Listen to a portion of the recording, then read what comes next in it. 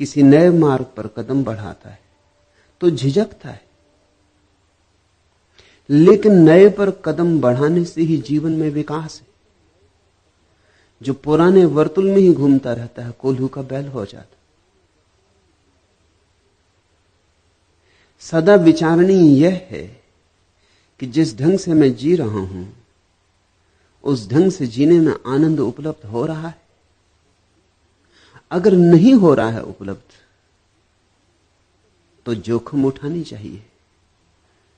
नए रास्ते, नई जीवन की पद्धति, नई खोज करनी ही होगी। इतना तो तय है कि तुम्हारे पास खोने को कुछ भी नहीं। पुराने जीवन से आनंद तो मिला नहीं, मिल जाता तो नए की कोई जरूरत भी ना थी। पुराना तो व्यर्थ हो गया है, एक बात निश्चित है, नया सार्थक भी निकल सकता है, व्यर्थ भी निकल सकता है। मगर नए में कम से कम एक संभावना है सार्थक होने की। पुराना तो निचुड़ चुका, उसे तो देख लिया, समझ लिया, जी लिया, नहीं कुछ पाया। जैसे कोई रेत से तेल निचोड़ता रहा हो। अब कब तक रेत के साथ सिर मारना है? मैं नहीं कहता कि नए से आनंद मिल ही जाएगा, क्योंकि आनंद मार्ग पर कम निर्भर होता है, मार्गी पर ज्यादा निर्भर होता है, पथ पर कम निर्भर होता है, पथिक पर ज्यादा निर्भर होता है। इसलिए असली बदलाहट पथ की नहीं होती, असली बदलाहट तो पथिक की होती। मगर पथ की बदलाहट से शुरुआत होती। तुम बाहर हो, इसलिए बाहर से ही रूपांतरण शुरू करना होगा। बाहर की बदलने की हिम्मत जुटाओ तो भीतर बदलने की हिम्मत भी सघन होगी। और अगर थोड़ी बूंदें पड़ने लगी आनंद की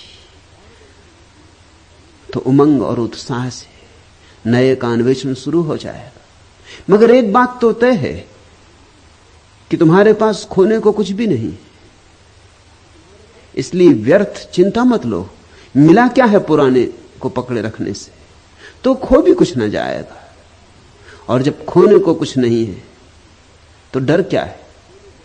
या तो कुछ मिलेगा, ज्यादा से ज्यादा यही होगा कि नए से भी नहीं मिलेगा, तो फिर और नए को खोजेंगे।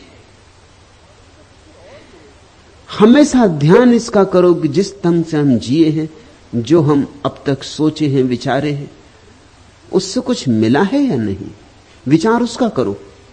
भविष्य का विचार मत करो कि क्या मिलेगा क्या नहीं मिलेगा, क्योंकि भविष्य तो अज्ञात है, संन्यास तो अपरिचित है। प्रयोग में उतरने से ही पता चलेगा। स्वाद लोगे तो ही पता चलेगा। स्वाद के पहले कैसे तय करोगे कि स्वादिष्ट है वस्तु या नहीं? किसी पे भरोसा करना होगा, किसी ने जिसने स्वाद लिया हो। यहां तुम आती हो चंद्ररेखा, मैंने स्वाद लिया है, मैं तुम्हें कहता हूं आओ बढ़ो। और यहां बहुत हैं जो मस्त हो रहे हैं, डूब रहे हैं।